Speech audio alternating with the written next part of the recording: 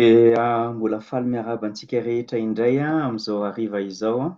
Misaotra anareo izay mbola afaka manatrika amin'ity hariva ity ny ampahany farany sahady amin'ny fandinihantsika ny vavaka izay nampianarin'ny tompo ny mpianany. Tsy haiko aloha anareo fa ho anahako dia tena nampahery ahy ny fijerevana an'izany ary fijerevana ihany koa an'ireo tenin'Andriamanitra izay manodidina azy sy mameno ny fahazontsika fatakarantsika an'io ny afatra lehibe anatin'io vavaka izay ampianarin'ny tompo io. Ka andeha hijery isika ny ampahany farany amin'izany vavaka izany dia ny 17. Alohan'ny hanaovantsika an'izany dia hovakiantsika indray mandeha indray ny Matthieu 9:1-5 hatramin'ny 17 ary hivavaka antsika avy eo. Vakiantsika ary amin'ny anaran'ny tompo ny Matthieu 9 manomboka eo amin'ny 5 ka hatramin'ny 17. Koa amin'izany mivavaha toy izao ianareo, rainay izay any an-danitra, ho masinina anie ny anaranao, ho tonga anie ny fanjakanao, atao anie ny sitraponao ety an-tany tahaka ny any an-danitra. Omeo anay anio izay hanina sahaza ho anay, ary mamelà ny elokay tahaka ny namelanay izay meloka taminay. Ary aza mitondra anay ho amin'ny fakapanahy, fa manafaha anay amin'ny ratsy. Fa anao ny fanjakana sy ny hery ary ny voninahitra mandrakizay. Amen. Mbola hivavaka tsika. Eny Andriamanitra, mbola misaotra anao tokoa izahay ny amin'izany vavaka izany, ny amin'ny ahafahanay tokoa mifandray aminao mivantana, ny ahafahanay mitondra ny entam-ponay, ny ahafahanay miresaka mivantana amin'ny tomponay, dia tena tombontsoa lehibe tokoa izany. Saotranao ny amin'izay efa hitanay hatreto ny amin'izany vavaka izay nampianarin'ny tompo izany, ary mametraka ny fotoan'androany ampelantananao raha marana izany izahay. Inona tokoa ny Andriamanitra no mbola ametraka hafatra mavesatra atao am-ponay ary indrindra etaetam-po ny vavaka hatrany. Tena hoe azoto amin'ny vavaka ka andray tokoa an'ilay baiko hoe mivavaka aza mitsahatra ho zava-dehibe eo amin'ny fiainanay. Ka mametraka an'ity fotoana ity eo ampelantananao izay Andriamanitra amin'ny anaran'i Jesosy Kristy. Amen. Amen. Miditra zantsika eo amin'ny 17. Ary hita amintsika an'izany ny teny izay hitantsika eto aloha voalohany indrindra dia hoe ary aza mitondra anay amin'ny fakapanahy. Ny fakapanahy moa dia misy maro samihafa. Indraindray misy fakapanahy izay vokatra fotsiny vokatry ny filan'ny nofontsika, vokatry ny mampanota antsika ary na dia voavonjy isika dia mbola misy an'ilay nofo ao anatiny izay mety misintona antsika makany amin'ny fakapanahy. Indraindray ihany koa dia tsy ilay avy ato anatiny fa avy eo ivelany, ny tontolo misy antsika no mitarika antsika ao anatin'ny fakapanahy. Mety namana io, mety toerana io, mety fampianaran'ny diso io, mety fahainoantsika sy fanarantsika amin'ny fampianarana an'izao tontolo izao io. Ireny zavatra ireny dia mety mampilatsaka antsika ao anatin'ny fakapanahy. Izany fakapanahy izany dia tsy tokony mahagaga fa anatin'ny maha-kristianina. Raha resaka amin'ny kristianina dia ao amin'ny Petera 1:4 Petera dia miteny hoe tsy tokony hahagaga ny kristianina ny fandalovana amin'izany satria ao anatin'ny planin'Andriamanitra dia misy ny fitsapana izay ataon'Andriamanitra handalovan'ny mpino mba tena hatsapana sy hijerevana ny alalin'izany finoana izay ananiny izany sy ny hatanjaka izany finoana izany ka hampatanjaka izany. Kanefa eo anatin'izany teny hoe fakapanahy izany dia tiana hazava kely aminareo hoe misy teny anankiroa ao anatin'ny tenin'Andriamanitra izay adika hoe fakapanahy na fitsapana na sedra na ohatran'ireny izany, dia misy teny anankiroa izay tena manan-danja ao anatin'izany, ao anatin'izany hoe fitsapana na fakapanahy izany. Ny teny voalohany dia azafady mampiasa teny fototra indray dia ilay teny hoe perasmos. Perasmos ary raha ny matoan-teny indray dia hoe perajo. Izay no hita ka 7:50 raha atambatra izany ilay hoe ilay perasmos izay hoe ilay hoe lazaina izany na hoe ilay enti-milaza na hoe ny matoan-teny dia ny perajo dia 7:50 ampiasaina ao amin'ny testamenta vaovao. Ary isaky ny ampiasaina izy io ankoatrany angambany ao amin'ny Jaona 9:1-9 izay mety afaka edikefitra dia miresaka mombana karazana fakapanahy izay mitarika aminao any amin'ny fahotana. izay manakorotana ny fandehananao amin'Andriamanitra. Io karazana fitsapana io zany dia raha tsy afaka ianao, raha sendra latsaka ianao dia latsaka ao anatin'ny fahotana. Io no karazana fakapanahy na karazana fitsapana izay nandalovan'ny tompontsika. Kanefa ny teneniny ao amin'ny Hebreo 2:9-12, Hebreo 2:7-5 dia hoe na dia nandalo an'ireny karazana sedra ireny, karazana fakapanahy ireny Jesosy Kristy dia tsy nanoty izy.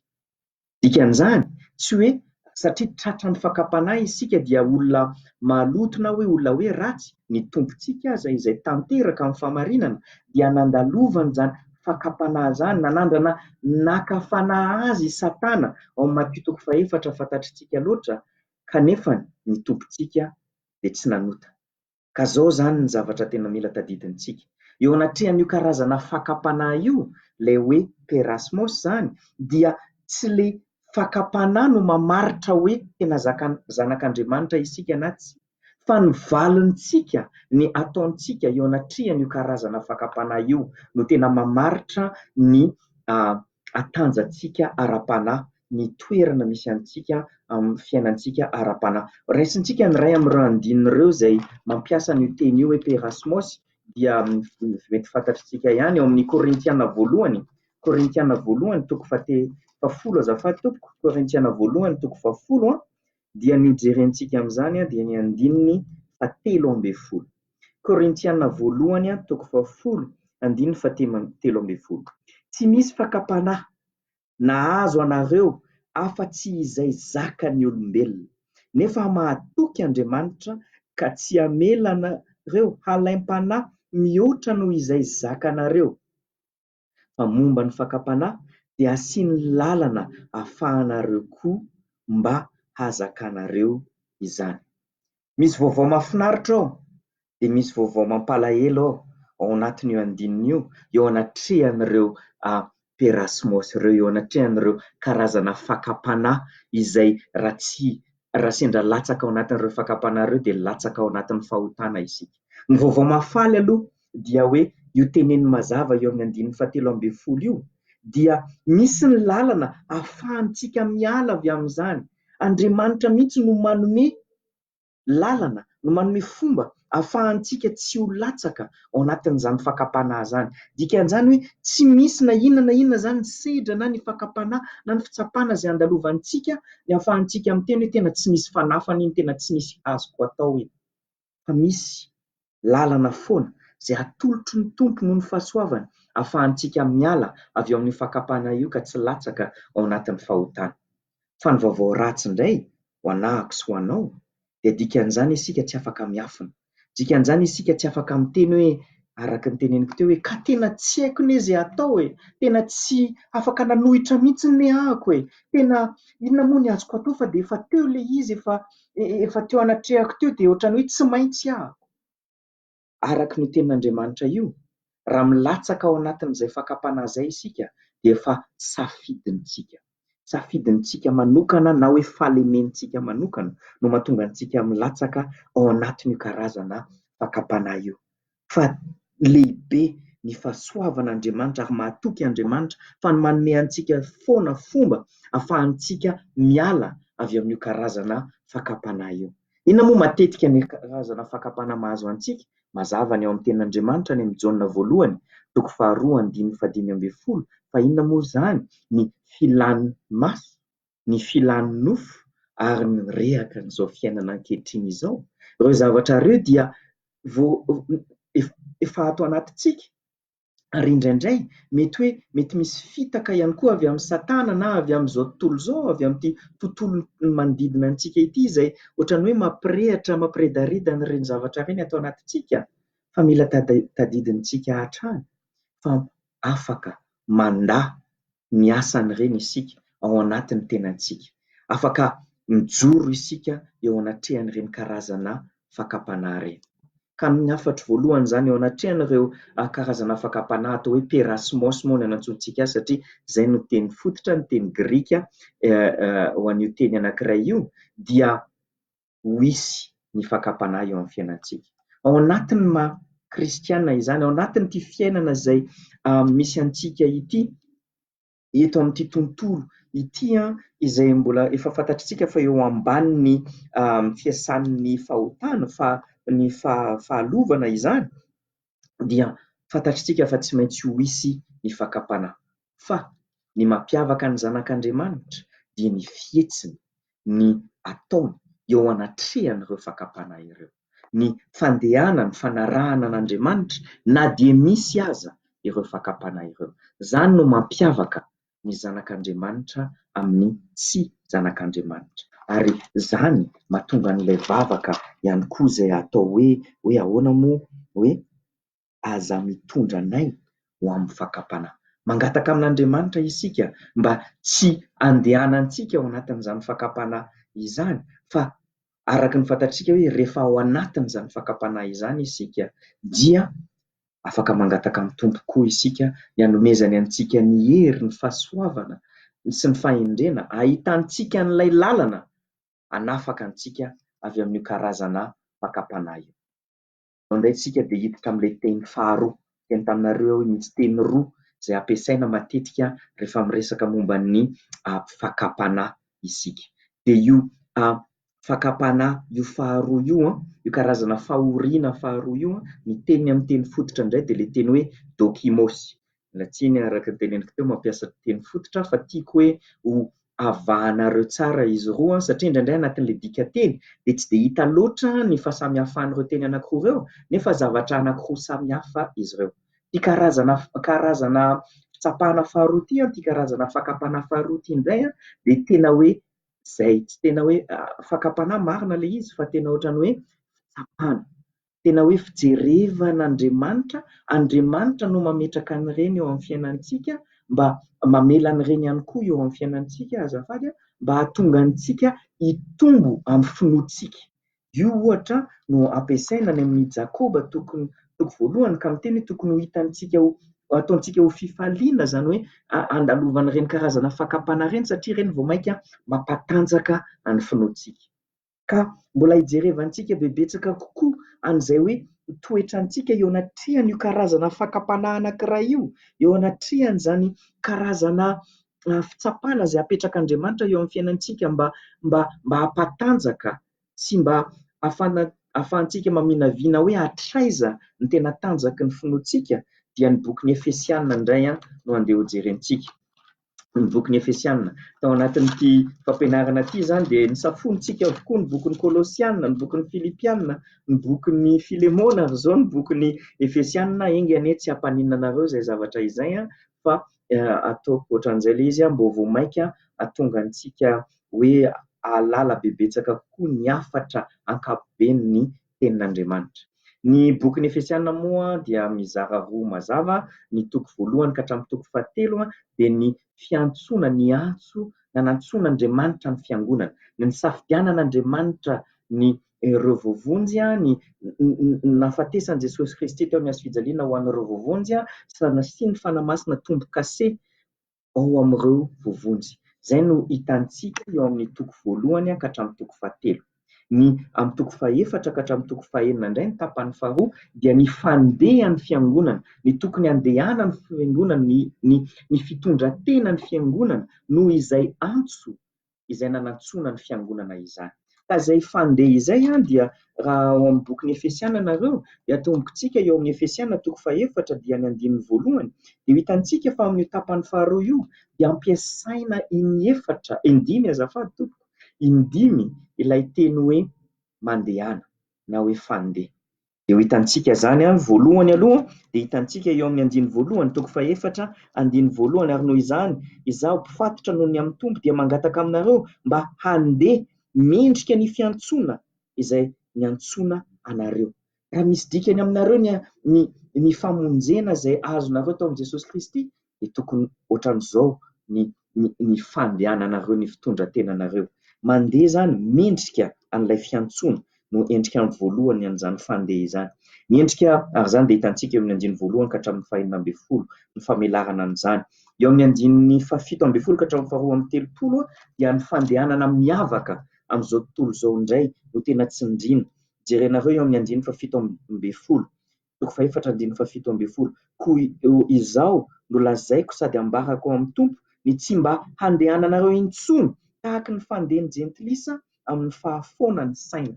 Misy fomba fandeha zany izay miavaka ho an'ireo izay zanak'Andriamanitra izay tsy araka ny fandeha ny jentilisa ny tsipiny moa no tena tiany tsindriny amin'izany. Amin'ny toko fahadimy ny andininy voalohany ka hatramin'ny fahaenina dia eo indray izy manindry indray ny fandehanana amin'ny fitiavana. Ary izany izay vakianareo ara-baky teny eo amin'ny andininy faharoa, toko fahadimy andininy faharoa. Eo amin'ny toko fahadimy andininy fahafito ka hatramin'ny fahaefatra ambin'ny folo indray dia ny fandehanana ao amin'ny mazava araka ny hitantsika eo manomboka eo amin'ny andininy fahavalo dia ahoana ozy fa maizina ianareo fa iny fa efa mazava ao amin'ny tombo kosa ankehitriny mandehana tahaka ny zanaky ny mazava. Ary ny fandeha farany dia hitantsika eo amin'ny andininy fahadimy ambin'ny folo ny amin'izany toko fahadimy izany ka ny toko fahadimy andininy fahadimy ambin'ny folo ka hatramin'ny toko fahaenina andininy fahasivy dia miresaka avokoa amin'izany fandehanana ampahendrena izany. Dia ireny tahaka ny endry moa ny tenenana anazy. Andininy fahadimy ambin'ny folo amin'ny toko fahadimy koa tandremo tsara izay fandehananareo mba tsy hitondranareo tena tahaka ny adala fa tahaka ny endry. Ahoatra ahoana izany fandeha ampahendrena izany dia eo amin'ny andininy fahavalo ambin'ny folo dia ny fandeha amin'ny fahafenoan'ny fanahy. Eny inona moa ny antony nahatonga antsika naka fotoana nandeha nijery an'ireo fandeha anankidimy ireo?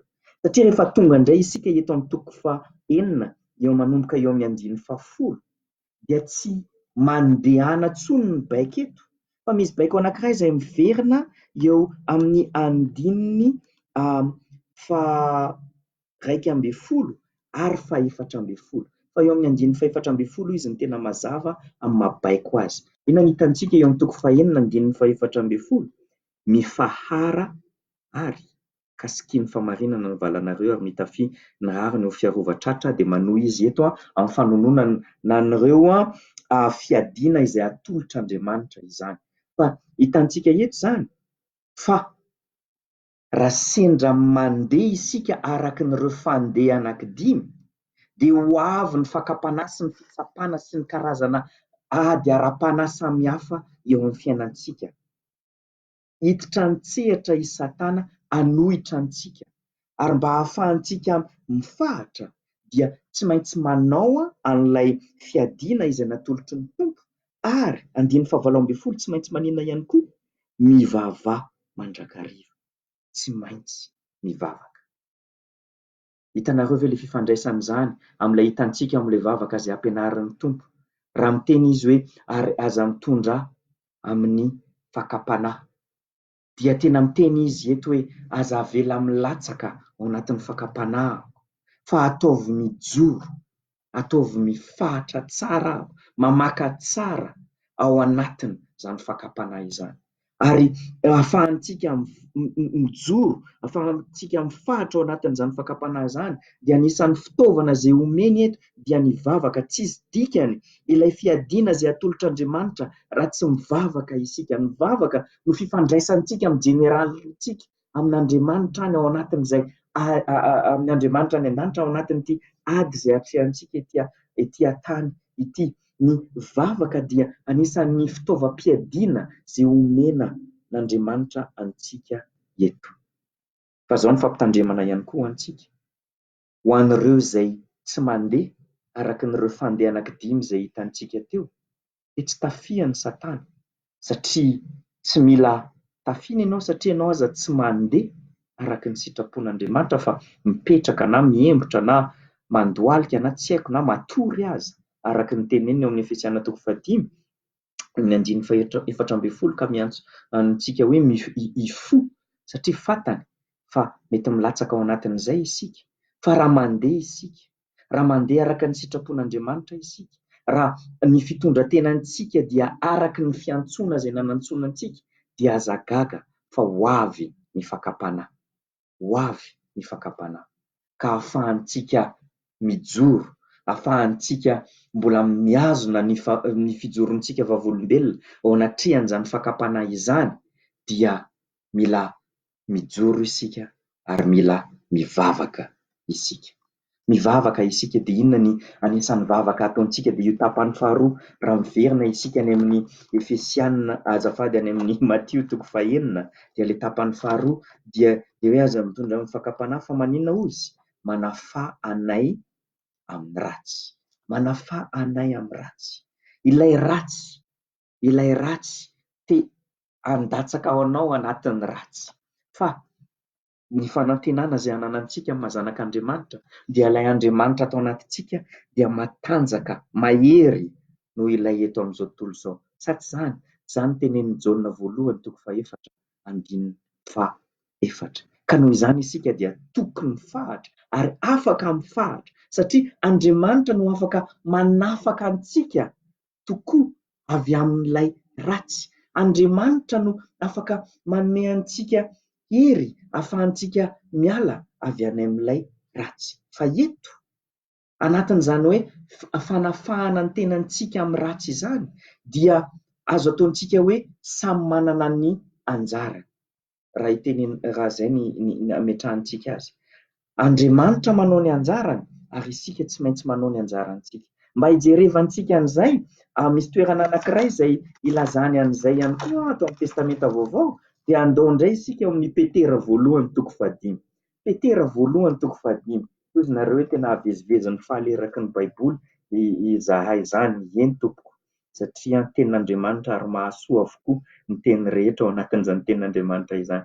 Raha mandeha ao amin'ny Petera 1:5 nareo dia mijery ny 2:12, ny tapany faharoa, ny tapany farany amin'ny Petera 1:5 dia ny 2:12 dia izao ny zavatra teneny eto. Petera 1, azafady diso toerana aho, 5:12 ny tapany farany. Pomoera tsara amin'izany ianareo. Inona ny andraikitsika dia noho ny aninona eo anatrehan'ilay fakapanahy mba hitoetra tsara, mba hifahatra tsara, mba hijoro tsara. Izay ny andraikitsika. Fa inona indray ny ataon'ny tompo?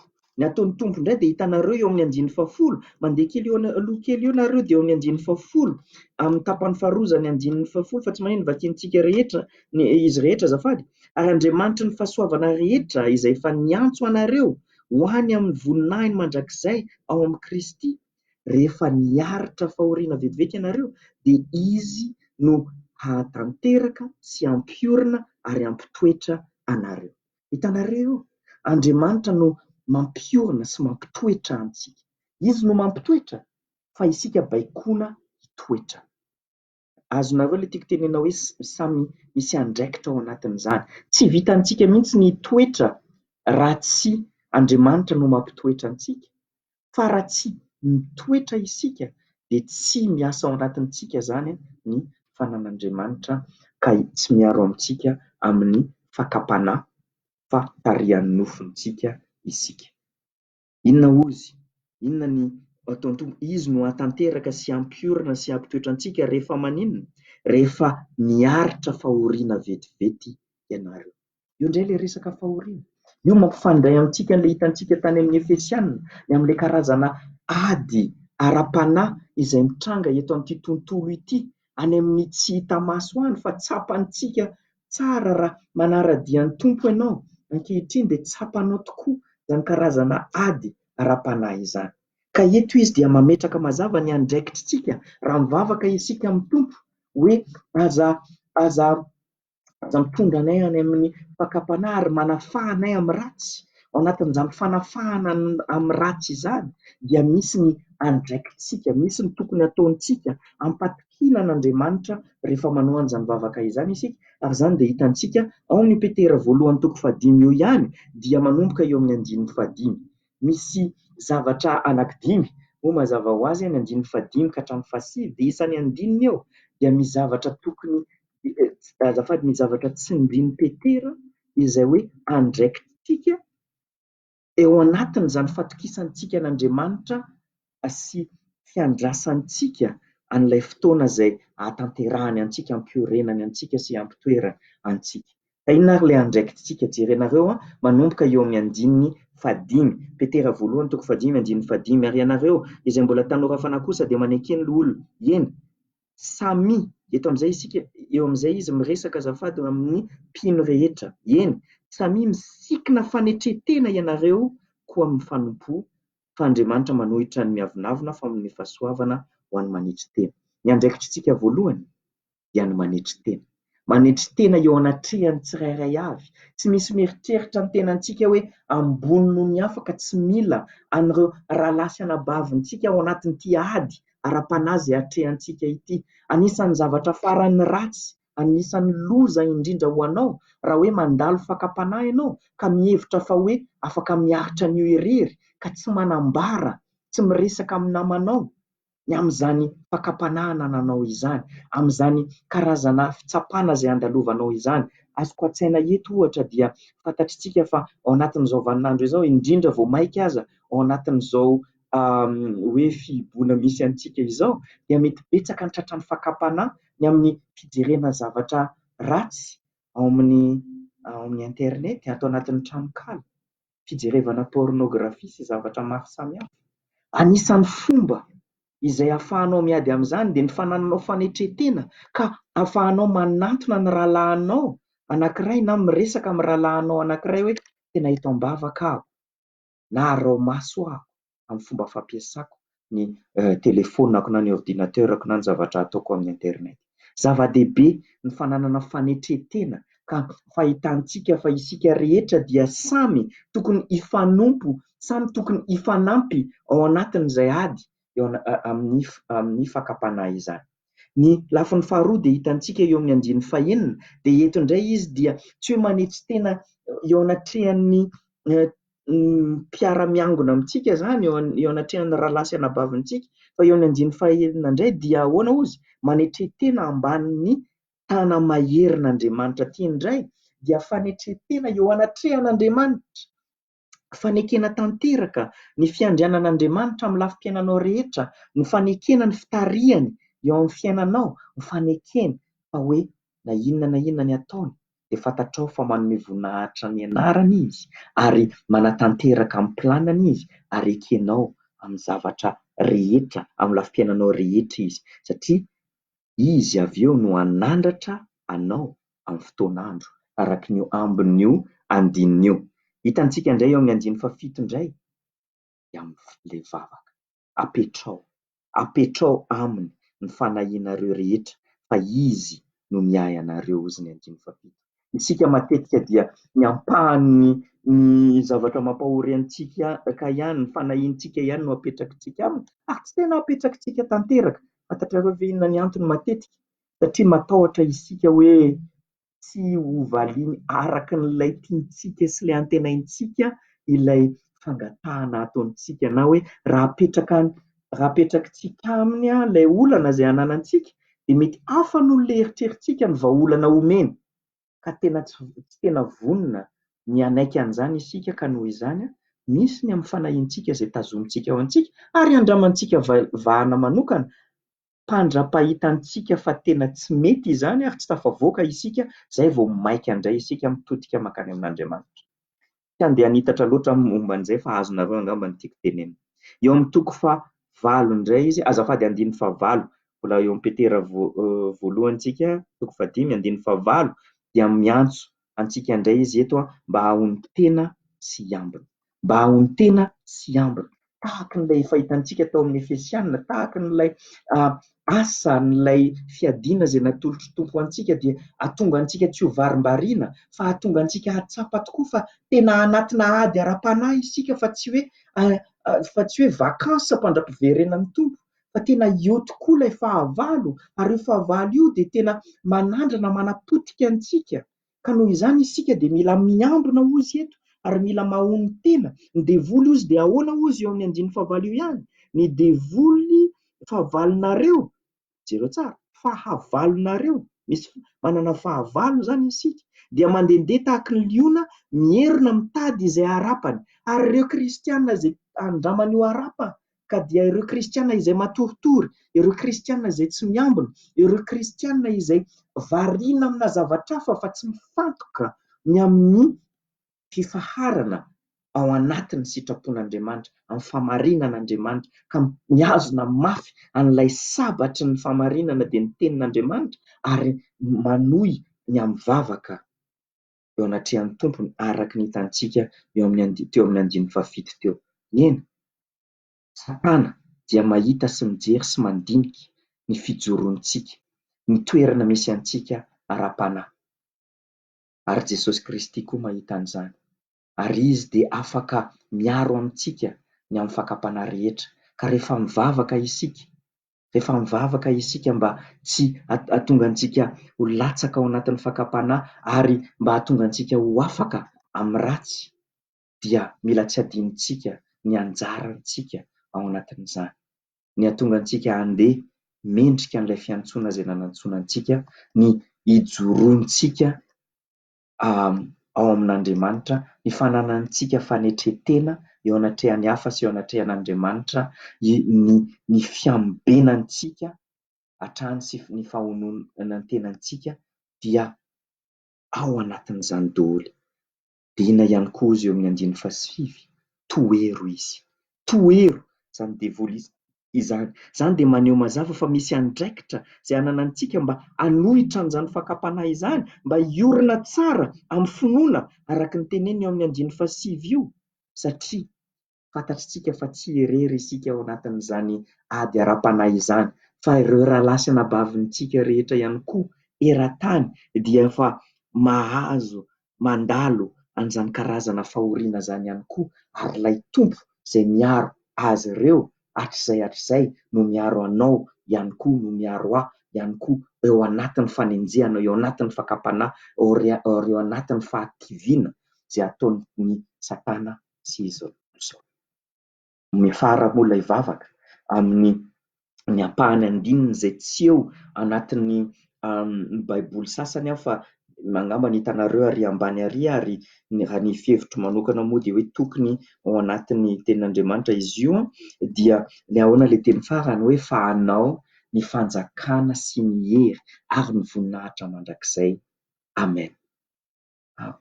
Tena efa metery ny fotoanantsika fa na dia izany aza, te hitondra antsika ihany ahako ao amin'ny Jaona, manomboka eo amin'ny Jaona toko 7:10. Ny Jaona toko 7:10 ka hatramin'ny 7:10 dia matetika antsoina hoe ny teny izay nataon'i Jesosy tamin'ny mpianany tao amin'ny efitra ambony. Satria niaona tamina efitra ambony izy, tamina efitrano ambony izy tamin'io fotoan'io, ary niresaka manokana tamin'ny mpianany. Manomboka eo amin'ny andininy 10 dia hitantsika eo fa hoe nivoaka avy tao i Jodasy, nandeha Jodasy ary tao aorianan'izay fotoan'izay izy dia ninomboka niresaka manokana tamin'ireo tena mpianany Jesosy Kristy. Ary tena tantaram-pitiavana no hitantsika eto. Ary izany fitiavana izany dia efa nitenenina eo amin'ny toko 13:1 dia miteny izy hoe ary efa tia ny azy izay eo amin'izao tontolo izao izy, dia tia azy hatramin'ny farany. Hatramin'ny farany. Ka noho izany tena raiso tantaram-pitiavana, ho fanehom-pitiavana no ataon'i Jesosy Kristy manomboka eo amin'ny toko 4:12 ka hatramin'ny toko 5:10, ary ny vavaka izay ataony amin'ny ray ho hitantsika eo amin'ny toko 7:10 dia mbola fanehom-pitiavana ihany izany. Dia ireo ny zavatra tenenina eo amin'ny andininy 1:30 amin'ny toko 7:10, andininy 1:30. Ao no tenenina Jesosy hoe ankehitriny dia efa ankalazaina ny zanak'olona ary Andriamanitra no ankalazaina eo aminy. Ary Andriamanitra kosa ankalaza azy amin'ny tenany. Eny, ankalaza azy miaraka amin'izay izy. Tena mahagaga io teny io. Eto isika dia mahita ny Jesosy miteny amin'ny mpianany fa handeha izy ary handeha hiverina any amin'ny rainy. Ary miteny izy eo amin'ny andininy 7:30 fa hoe izay alehany dia tsy afaka alehan'ireo mpianany ireo, tsy afaka makany izy ireo, tsy afaka makany izy ireo. Kanefany dia miteny izy fa hoe ho ankalazaina ny zanak'olona ao anatin'izany, ary manome fampaherizana. Miteny izy eo amin'ny toko 4:12 andiny voalohany hoe aza malahelo ny fonareo, ary manomboka izy manome fampaherizana, teny fampatokisana, fanomezan-toky teny fikasana maro izay mampahery azy ireo noho ny fandehanany, satria fantany fa tena nalahelo tokoa ireo mpianany ireo, ary anisany ao anatin'izany nanomezany ny fanahy-n'Andriamanitra. Ary raha tonga amin'izay tsika zany eo amin'ny toko 7 azafady fa be dia betsaka any amin'izany tsy maintsy dinganiko noho ny fotoana, dia hitantsika eto ny tena vavaky ny tompo. Eto isika dia mahasantionana amin'izany hoe Andriamanitra mivavaka amin'Andriamanitra izany. Andriamanitra zanaka amin'ny maha-olombelona azy mivavaka amin'Andriamanitra ray. Dia raha hitantsika dia amin'izany toko 7 zany ny andiny voalohany ka hatramin'ny 5 dia mivavaka ho an'ny tenany izy. Ny andiny 9 ka hatramin'ny 7 dia mivavaka manokana ho an'ireo mpianany 12 izay eo akaikiny tamin'izany fotoana izany. Izy eo amin'ny andiny 9 ka hatramin'ny 7. Ary ny andiny 20 ka hatramin'ny 20 farany dia eo indray izy dia mivavaka momba an'ireo mpino rehetra izay ho avy aty afara eraka izao tontolo izao amin'ny fotoana rehetra mandram-piverenana. Mivavaka ho antsika zany izay zanak'Andriamanitra izy manomboka eo amin'ny andiny 20 ka hatramin'ny 20. Tena zavatra sarobidy be ho anao raha afaka ianao no manandrana matadidy tsy anjery an'ireo andin'ireo, satria ny fanomezan-toky, ny vavaka izay ataon'ny tompo eto dia tena vavaka goavana be izay tena hoe tokony hampahery antsika. Ary izay no tiako hisarihana ny saintsika raha mieritreritra an'ilay vavaka izay nampianarin'ny tompo isika, satria mifandray ireo. Hitanareo fa mifandray ireo, fa misy tiako hisarihana ny sainareo vetivetika aloha dia jerenareo aloha eo amin'ny 1:20. Ahoana ozy? Manomboka eo amin'ny 1:20 tsy manino, nefa tsy ho an'ireto ihany no angatahako ozy, fa ho an'izay mino akoho no ny teniny, mba ho iray ihany izy rehetra tahaka anao ray ato amiko, ary izaho koa ao aminao, mba ho ao amintsika koa izy, mba hinono izao tontolo izao fa ianao no naniraka. Raha tsy zanak'Andriamanitra Jesosy Kristy dia tena blasfema io teny, satria tena miteny izy eto fa izy dia iray ihany amin'Andriamanitra. Fa jereny mizavatra goavana be izay lazainy eto ihany koa, dia hoe tahaky ny maha-iray an'Andriamanitra ray sy Andriamanitra zanaka no ahiray ihany koa antsika ao aminy amin'Andriamanitra. Isika dia ankafian'ilay fiombonana miaraka amin'Andriamanitra mandrakizay ao amin'i Jesosy Kristy any amin'izany paradisa izany any farany, satria izany ny vavaka izay ataon'i Jesosy Kristy ho antsika. Jerenareo ny andiny 17 mbola misy fampaherezana ihany. Izaho ao aminy ary ianao ato amiko, mba ho tanteraka ho iray izy, mba ho fantatra izao tontolo izao fa ianao no efa naniraka sady efa tia azy tahaky ny tiavanao ahy.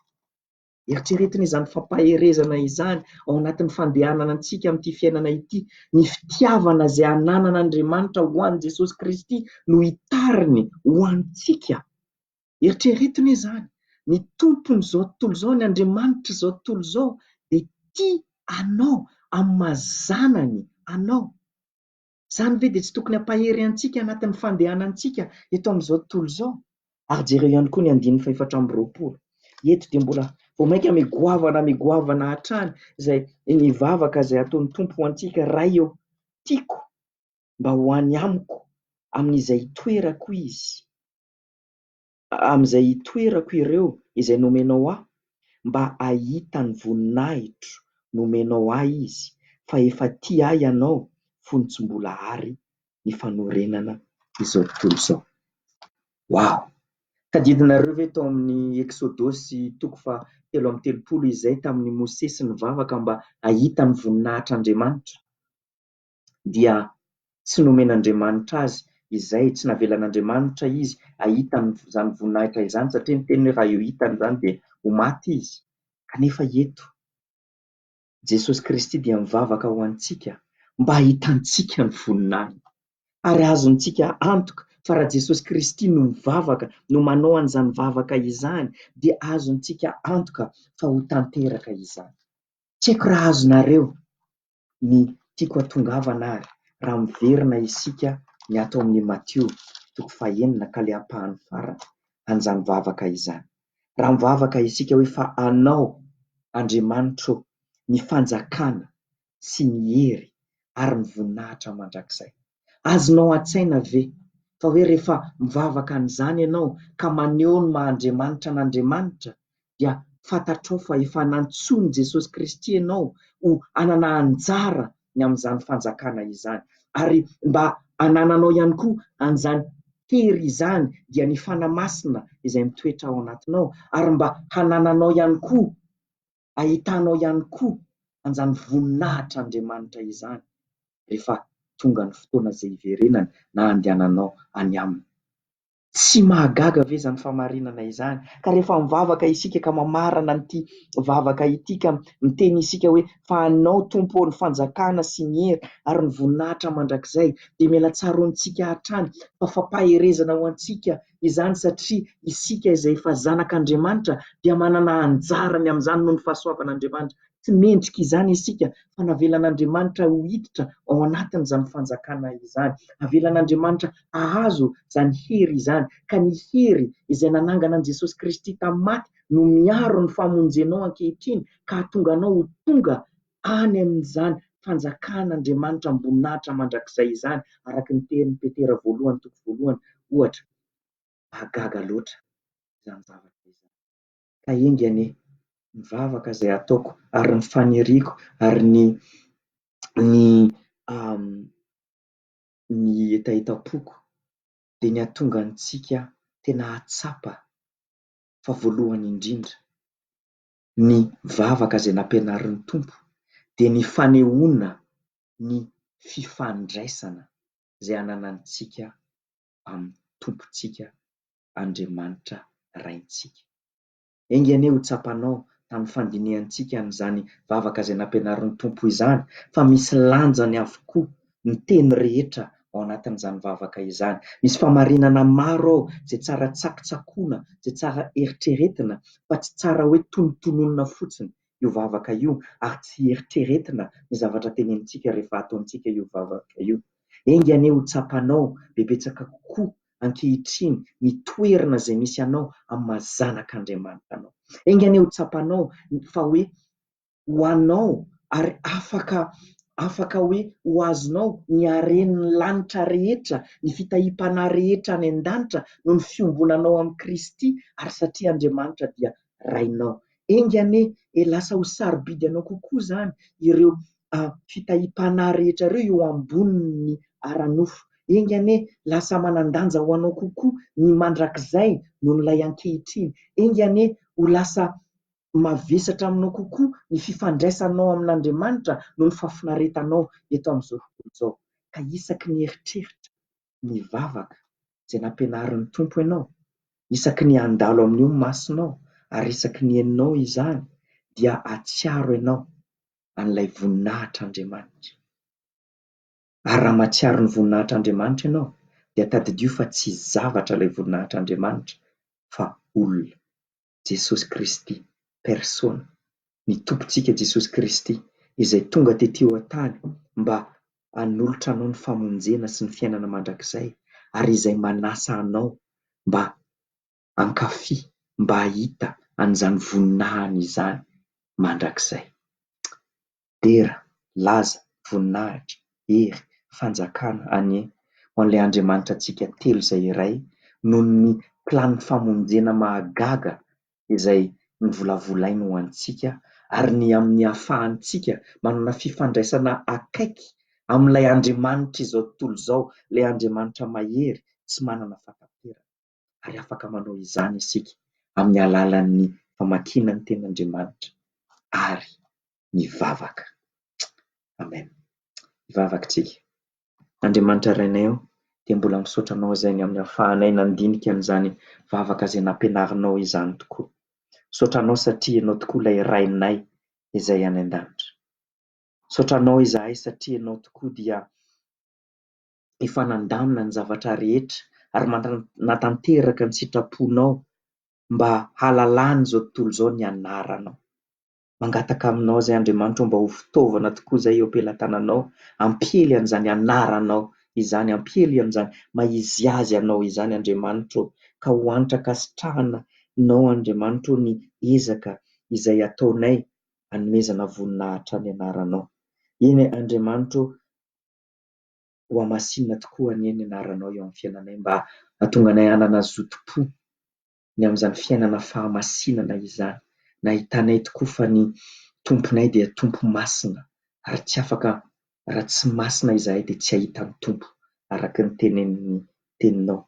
Eny Andriamanitra, ho atao tokoa ny sitraponao amin'ny fiainanay, na inona no takianao aminay noho izany. Ary miankina aminao tanteraka izahay Andriamanitra, ny amin'ny hanomezanao an'izay ilainay rehetra, na amin'ny lafiny aram-panahy na amin'ny lafiny ara-nofo Tompo, satria fantatray fa Tompo tsara ianao. Mangataka aminao ihany koa izay mba tsy handahananay mba tsy latsahanay amin'ny fakapanahy, fa hahatonga anay tokoa hifahatra, hijoro sy handeha mendrika an'ilay fiantsoana izay nantsoinao anay. Mangataka aminao ihany koa izay Andriamanitra, ianao ny hanafaka anay ny amin'ny ratsy, ka hahatonga anay hanohitra azy tokoa, hahatonga anay handositra ny fakapanahy, hahatonga anay hanana fanetretena ka hanatona anao hatrany ny amin'ny fivavahanay rehetra, ny amin'ny entaentam-ponay rehetra, amin'ny fanahinay rehetra Andriamanitra.